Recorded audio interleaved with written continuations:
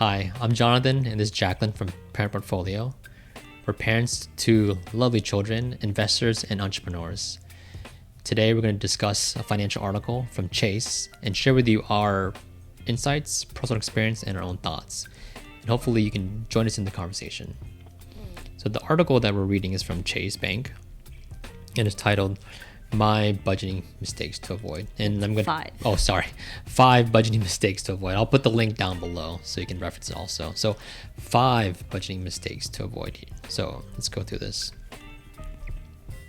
So number 1, not having a budget at all. I mean, what's the mistake of having a budget? What's your mistake? You don't have one. You don't have one. Yeah. So I don't know how many people these days have budgets. I mean, there's a trend out there, right? There's on envelope budgeting. There's a lot of trends out there, but I don't know how many people actually follow them. If you have a budget, great, but if you don't, that's mistake number 1. And I feel like even when I was still in school, adults who are, I was an adult in school, but adults who have been adulting longer than me, they're also healthcare professionals, and they're like, as long as there's money in my checking account, we're good. And even at that point, I was like, oh no, like I can't live like that. I need to know where things are going. When I think about it, just reflecting on ourselves, we actually didn't have a budget. I think what we were doing was bookkeeping, right? Well, I tried. Yeah. So I did have like buckets. I started off doing the 50, 30, 20. So 50% going to needs, 30% going to wants, and 20% going to savings. So I did that before we were married. And when we got married, I tried to do that for our household. So I tried to make sure that like our housing, utilities, groceries all kind of fell within that 30 or 50% for the needs, right? So I tried. But yeah, a lot of it was some months we weren't very disciplined. And so we kind of had to like reel it in a couple times when we were spending 35%. A lot of people, what they say is that I don't like a budget because it's so restrictive. And because like, oh man, like I only have like $100 to go out to eat, right? So I think it needs to be realistic. Yeah. You need to be kind to yourself. Like if you are young and you want to eat out every weekend with your friends and you can afford it, like then give yourself that amount. If it's, I don't know what a single meal is today, because if we go out, it's 4 to 5 people.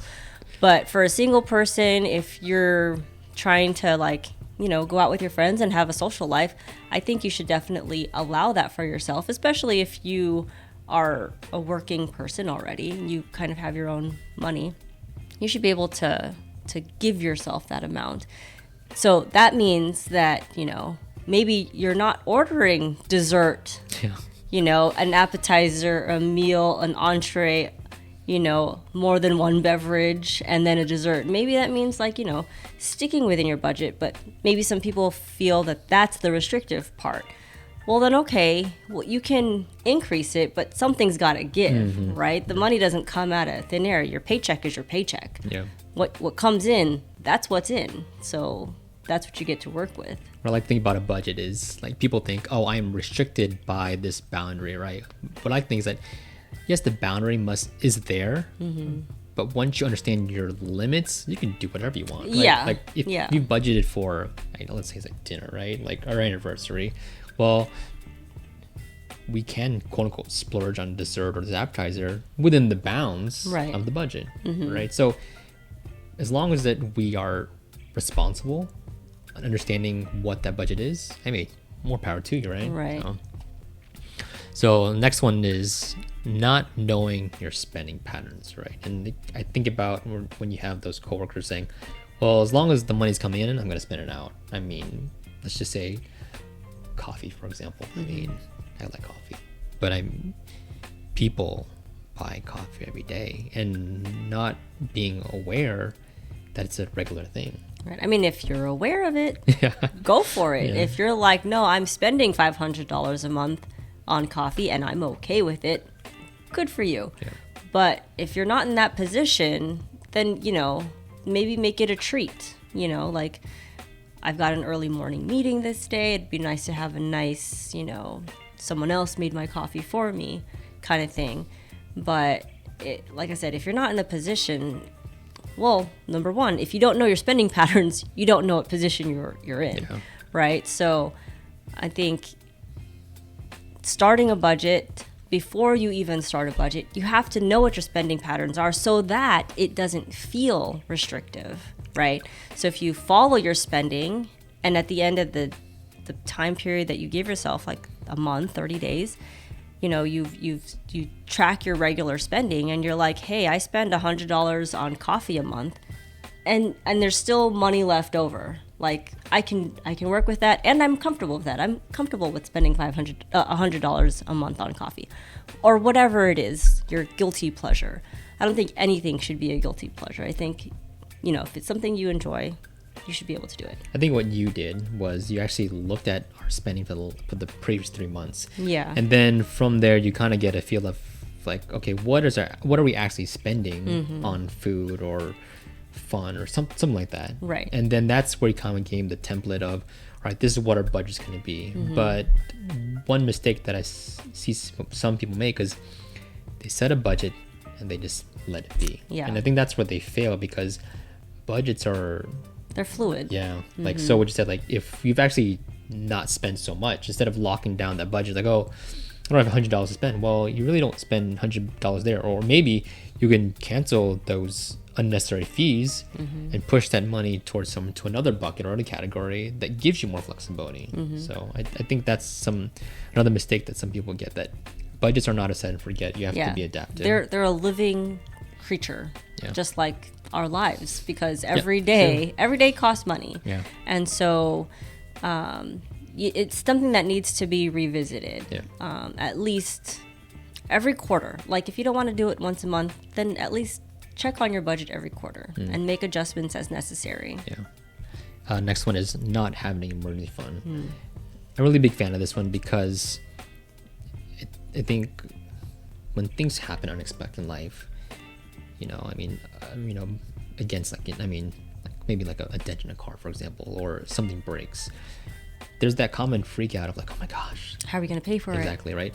And one thing that has given me peace of mind, right, is having an emergency fund. Right? So, for example, if the kids need some kind of emergency, right, or if there is a really big expense to be paid, right, in a car, for example, we've already set aside for that budget, right? And I think that's a little bit every month. Yeah.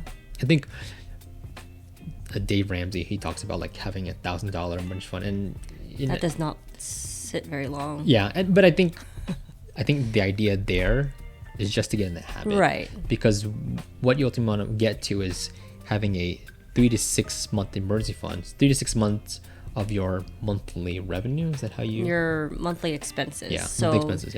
Yeah. 3 to 6 months. How much would it cost to live for 3 to 6 months of your absolute needs? So this does not include fun things. So if there was a disaster, if you lost your job, or if you're a 2-income household and one of you lost your job, how much do you need to have sitting somewhere to survive, to make sure you have a roof over your head, make sure your kids have food on the table, make sure that the electricity is not going to be cut off, all of those necessities. How much gas do you need to put in your car to drive around, look for jobs, or whatever the case may be. Yeah. And the last one here is not leaving any wiggle room, and this kind of goes back to people creating a budget but not really, they're forgetting about it, right? So they're not really adjusting over time here. So it says here, planning for emergencies is important, but there are other ways in which your expenses may fluctuate month to month. So when preparing a budget, it is important to be honest with yourselves, understanding what are truly needs in your life, really needs, like basic necessities, shelter, food, right, clothing, right? And then there's wants. Those wants can be delayed. You can save up for it, right? You can create other budgets or other buckets to get to that point, right? And so you said you tried what was that, the 50? The 50, 30, 20 method. Yeah. What did you move at? What did you do after that? So then now I've moved over to a zero-based budget. Yeah. So where the idea is you give each dollar that comes in a job. It's very simple. I mean, most budgets have the same basic, structure. It's just what makes it easier for you to understand it. And so for us, moving more towards a zero-based budget got me out of the confines of 50, 30, 20 because some months our needs weren't exactly 50%. So there was like that extra amount that I was like, well, what do I do? Do I just shove it aside, put it in the savings? So now our, like, if we only spent 45% of our income in wants, does that 5 now go to savings, and now savings is now 25%? Like, for my mind, it was just too much to think about, and I wanted something very simple. And so I moved to a more zero-based budget where every dollar has a job.